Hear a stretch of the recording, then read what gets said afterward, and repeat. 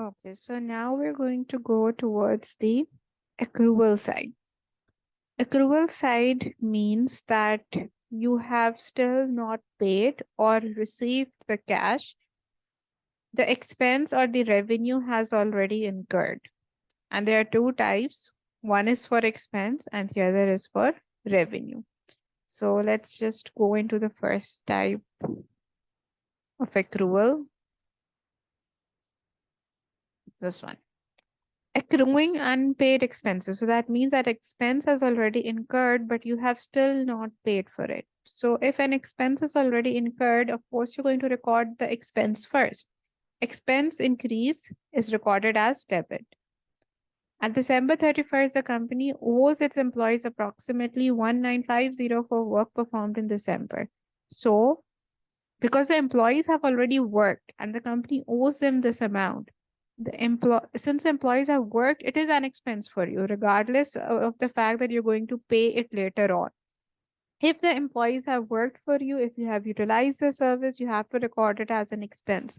So wages expense, debit, and wages payable, because you have still not paid for it. It is a liability for you. You will pay in the future. Therefore, wages payable is credit.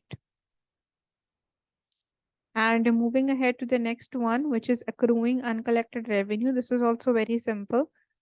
Something is a revenue for you as soon as you provide the service for that thing. So overnight provided airport shuttle service worth 750 but will not collect the amount till January 15th. Now, because they have provided the airport shuttle service, this is already a revenue for them. It's their income, regardless of the fact that they are going to receive the 750 later on. And because this means that the 750 represents customers who will be paying in the future. So we've already discussed this, that customers who will pay you in the future is a benefit that you're going to receive in the future. Therefore, it's an asset which we call accounts receivable. So accounts receivable is an asset that is going to increase, therefore debit.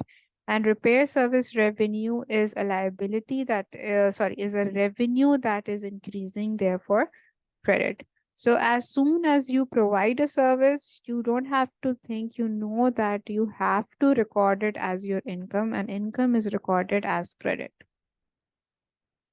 Okay, so now we're going to practice some questions for these two concepts first.